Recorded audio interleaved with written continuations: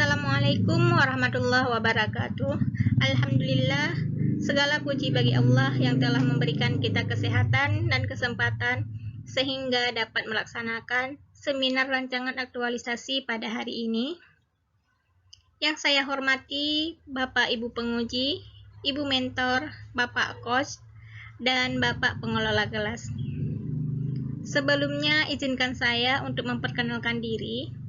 Nama saya Zuraida. Saya bertugas di instansi Rumah Sakit Umum Daerah Pd Jaya sebagai ahli pertama bidan di ruang rawat inap kebidanan.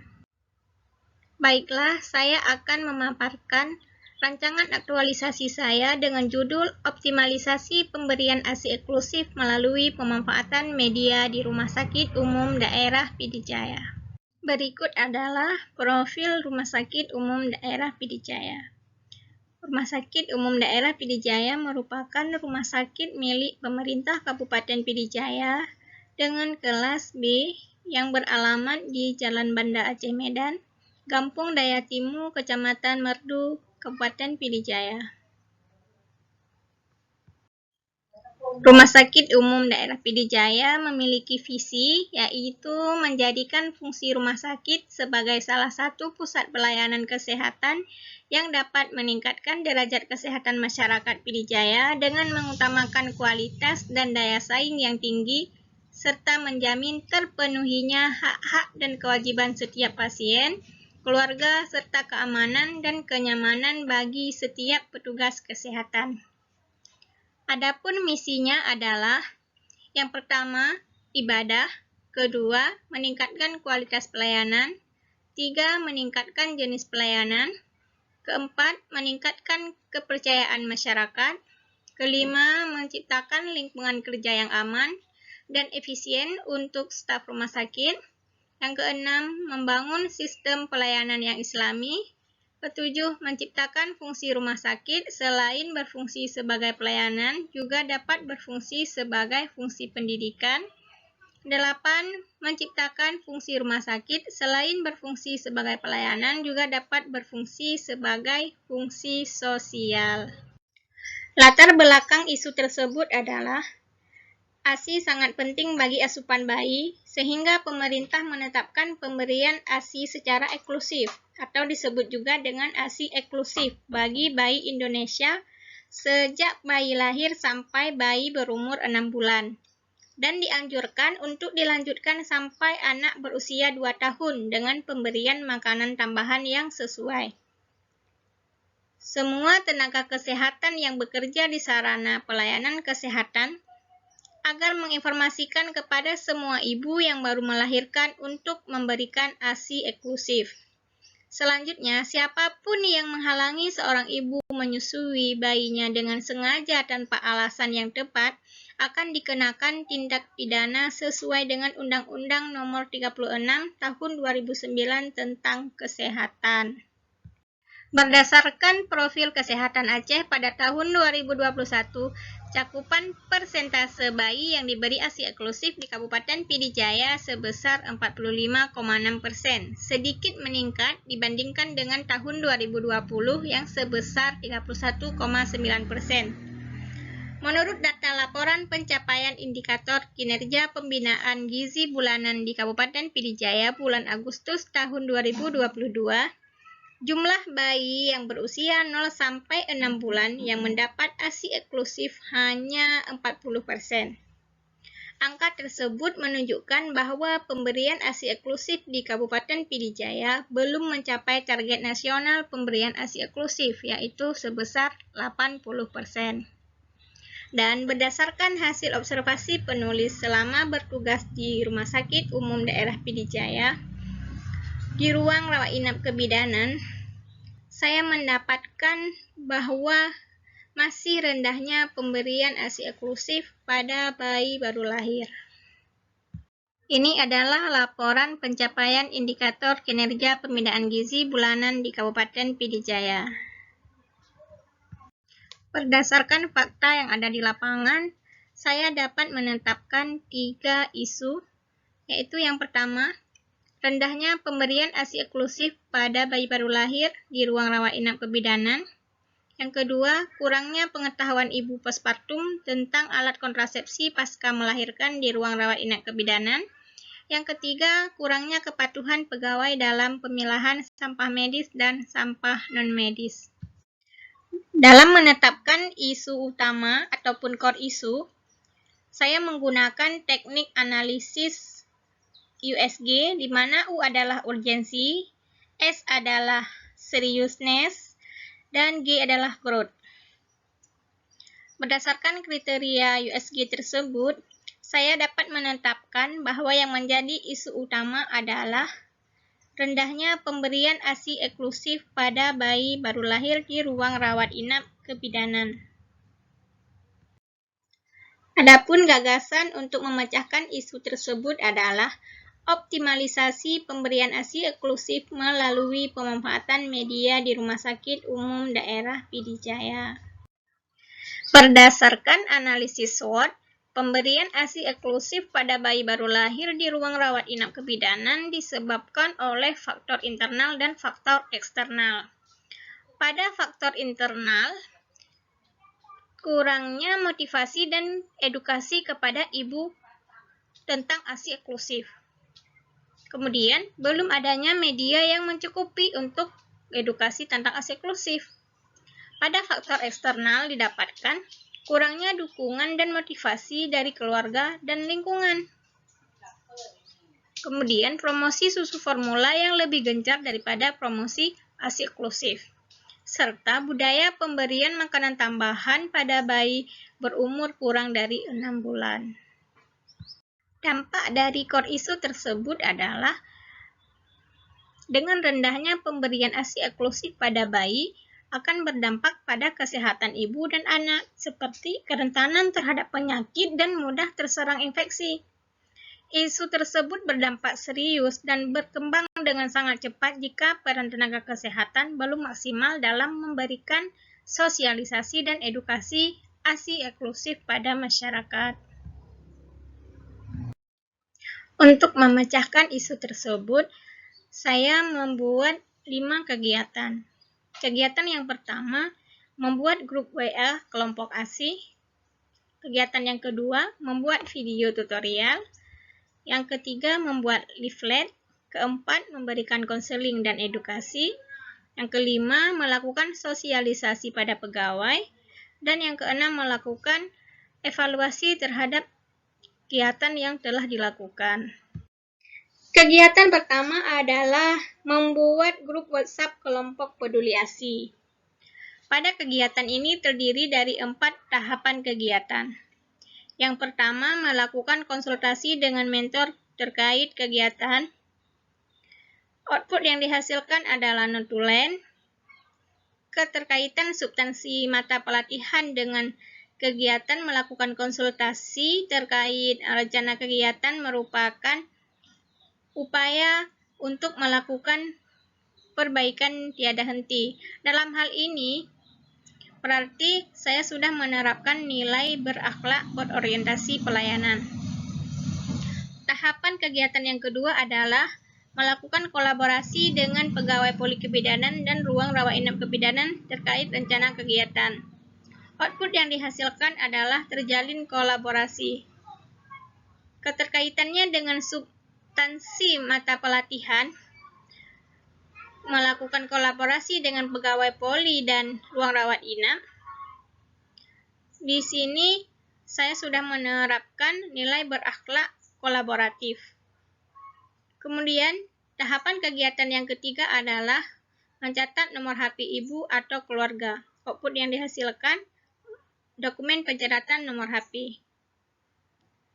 Keterkaitannya dengan substansi mata pelatihan adalah penerapan nilai akuntabel, yaitu saya mencatat nomor HP dengan hati-hati dan teliti. Tahapan kegiatan yang keempat adalah membuat grup WhatsApp kelompok peduli ASI. Output yang dihasilkan adalah grup WhatsApp kelompok peduli ASI. Kemudian keterkaitannya dengan substansi mata pelatihan adalah penerapan nilai berakhlak adaptif. Kegiatan membuat grup WhatsApp kelompok peduli ASI memberi kontribusi terhadap visi Rumah Sakit Umum PD Jaya, yaitu menjadikan fungsi rumah sakit sebagai salah satu pusat pelayanan yang dapat meningkatkan derajat kesehatan masyarakat PD Jaya dengan mengutamakan kualitas dan daya saing yang tinggi, serta menjamin terpenuhinya hak-hak dan kewajiban setiap pasien, keluarga, serta keamanan dan kenyamanan bagi setiap petugas kesehatan. Kegiatan ini sudah menguatkan nilai dasar organisasi berakhlak berorientasi pelayanan, yaitu memahami dan memenuhi kebutuhan masyarakat. Kegiatan yang kedua adalah membuat video tutorial. Kegiatan ini terdiri dari 3 tahapan kegiatan. Yang pertama, melakukan konsultasi dengan mentor dalam pembuatan skrip video tutorial. Output yang dihasilkan adalah notulen. Keterkaitan substansi mata pelatihan dengan tahapan kegiatan ini adalah melakukan penerapan nilai berorientasi pelayanan. Kemudian, tahapan kegiatan yang kedua adalah merancang video tutorial. Output yang dihasilkan adalah rancangan video. Keterkaitannya dengan substansi mata pelatihan adalah penerapan nilai berakhlak adaptif. Tahapan kegiatan yang ketiga adalah membuat video tutorial tentang pemberian ASI eksklusif. Output yang dihasilkan adalah video tutorial ASI eksklusif. Keterkaitan dengan substansi mata pelatihan dalam tahapan kegiatan ini adalah penerapan nilai berorientasi pelayanan, yaitu memahami dan memenuhi kebutuhan masyarakat. Kegiatan membuat video tutorial ini memberikan kontribusi terhadap visi dan misi rumah sakit, yaitu menjadikan rumah sakit umum sebagai salah satu pusat pelayanan yang dapat meningkatkan derajat kesehatan masyarakat PD Jaya dengan mengutamakan kualitas dan daya saing yang tinggi serta menjamin terpenuhinya hak-hak dan kewajiban setiap pasien, keluarga, serta keamanan dan kenyamanan bagi setiap petugas kesehatan, serta berkontribusi pada misi yang kedua, yaitu meningkatkan kualitas pelayanan. Membuat video tutorial ini menguatkan nilai dasar organisasi berakhlak adaptif. Kegiatan yang ketiga adalah membuat leaflet. Pada kegiatan ini terdiri dari 3 tahapan kegiatan. Yang pertama, melakukan konsultasi dengan mentor terkait rencana kegiatan. Output yang dihasilkan adalah notulen. Keterkaitannya dengan substansi mata pelatihan adalah melakukan penerapan nilai berakhlak berorientasi pelayanan, yaitu melakukan perbaikan tiada henti. Tahapan kegiatan yang kedua yaitu menyusun draft leaflet. Output yang dihasilkan adalah leaflet. Keterkaitan dengan substansi mata pelatihan yaitu penerapan nilai kolaboratif. Kemudian, tahapan yang ketiga adalah membagikan leaflet kepada pasien rawat inap kebidanan dan poli kebidanan. Output yang dihasilkan adalah terlaksananya pembagian leaflet kepada pasien. Keterkaitannya dengan substansi mata pelatihan adalah penerapan nilai berakhlak adaptif. Kegiatan membuat leaflet berkontribusi terhadap misi Rumah Sakit Umum Daerah PD Jaya yang kedua, yaitu meningkatkan kualitas pelayanan. Kegiatan ini juga menguatkan nilai dasar organisasi berakhlak berorientasi pelayanan, yaitu memahami dan memenuhi kebutuhan masyarakat. Kegiatan yang keempat adalah memberikan konseling dan edukasi. Pada kegiatan ini terdiri dari 3 tahapan kegiatan. Yang pertama, mempersiapkan bahan edukasi. Outputnya adalah bahan edukasi. Keterkaitan dengan substansi mata pelatihan, yaitu penerapan nilai berakhlak kompeten. Kemudian tahapan kegiatan yang kedua adalah memberikan konseling mengenai manfaat ASI eksklusif. Output yang dihasilkan adalah konseling terlaksana. Kemudian keterkaitannya substansi mata pelatihan adalah penerapan nilai berorientasi pelayanan. Tahapan yang ketiga adalah mengajarkan ibu teknik menyusui yang benar, dengan outputnya adalah terlaksananya edukasi. Kemudian keterkaitannya dengan substansi mata pelatihan adalah penerapan nilai kompeten. Kegiatan memberikan konseling dan edukasi ini memberikan kontribusi terhadap misi Rumah Sakit Umum Daerah PD Jaya yang ke-1, 2, 4, dan ke-8, yaitu misi yang pertama ibadah, misi yang kedua meningkatkan kualitas pelayanan, misi yang keempat meningkatkan kepercayaan masyarakat, dan misi yang ke-8 adalah menciptakan fungsi rumah sakit. Selain fungsi sebagai pelayanan juga dapat berfungsi sebagai fungsi sosial. Kegiatan ini juga menguatkan nilai dasar organisasi berakhlak, yaitu harmonis.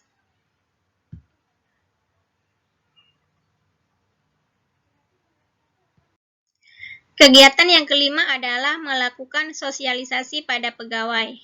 Pada kegiatan ini terdiri dari 3 tahapan kegiatan. Tahapan kegiatan yang pertama adalah melakukan konsultasi dengan kepala ruangan terkait rencana kegiatan. Outputnya adalah kesepakatan waktu dan tempat. Kemudian, keterkaitan dengan substansi mata pelatihan adalah penerapan nilai berakhlak kolaboratif. Tahapan kegiatan yang kedua adalah mempersiapkan bahan sosialisasi. Dengan outputnya adalah bahan sosialisasi. Keterkaitannya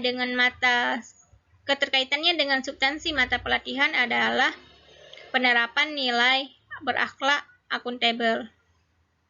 Kemudian, tahapan kegiatan yang ketiga adalah mensosialisasikan pemberian ASI eksklusif.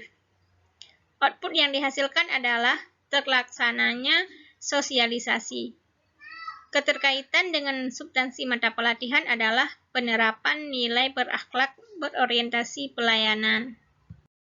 Kegiatan melakukan sosialisasi pada pegawai memberikan kontribusi terhadap misi Rumah Sakit Umum Daerah PD Jaya yang kedua, yaitu meningkatkan kualitas pelayanan serta berkontribusi pada misi yang kelima, yaitu menciptakan lingkungan kerja yang aman dan efisien untuk staf rumah sakit. Kegiatan ini juga sudah menguatkan nilai dasar organisasi berakhlak berorientasi pelayanan, yaitu melakukan perbaikan tiada henti. Kegiatan yang keenam adalah melakukan evaluasi kegiatan. Pada kegiatan ini terdiri dari 6 tahapan kegiatan. Yang pertama adalah membuat kuesioner. Output yang dihasilkan adalah kuesioner. Keterkaitannya dengan substansi mata pelatihan adalah penerapan nilai berakhlak berorientasi pelayanan. Tahapan kegiatan yang kedua adalah melakukan konsultasi dengan mentor. Output yang dihasilkan adalah lembar persetujuan mentor. Kemudian, keterkaitannya dengan substansi mata pelatihan adalah penerapan nilai berakhlak berorientasi pelayanan. Kemudian, tahapan yang ketiga adalah membagikan kuesioner kepada ibu dan pegawai.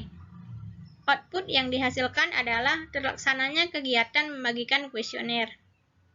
Kemudian, keterkaitannya dengan substansi mata pelatihan adalah penerapan nilai berakhlak akuntabel. Tahapan yang keempat adalah melakukan rekapitulasi kuesioner. Output yang dihasilkan pada tahapan kegiatan ini adalah rekapan hasil kuesioner. Kemudian keterkaitannya dengan substansi mata pelatihan adalah penerapan nilai dasar berakhlak akuntabel. Kegiatan melakukan evaluasi kegiatan adalah memberikan kontribusi pada visi Rumah Sakit Umum Daerah PD Jaya, yaitu menjadikan fungsi rumah sakit sebagai salah satu pusat pelayanan yang dapat meningkatkan derajat kesehatan masyarakat PD Jaya dengan mengutamakan kualitas dan daya saing yang tinggi, serta menjamin terpenuhinya hak-hak dan kewajiban setiap pasien, keluarga, serta keamanan dan kenyamanan bagi setiap petugas kesehatan. Pada kegiatan ini, sudah menguatkan nilai dasar organisasi berakhlak, di antaranya berorientasi pelayanan, akuntabel, dan kompeten. Setelah menetapkan kegiatan tersebut, saya membuat rencana jadwal kegiatan untuk 6 kegiatan aktualisasi yang akan saya lakukan pada saat off kampus. Berikut ini adalah jadwal kegiatan saya selama off kampus. Demikian pemaparan rancangan aktualisasi dari saya. Saya mengucapkan terima kasih atas segala perhatian. Saya mohon maaf atas segala kekurangan. Assalamualaikum warahmatullahi wabarakatuh.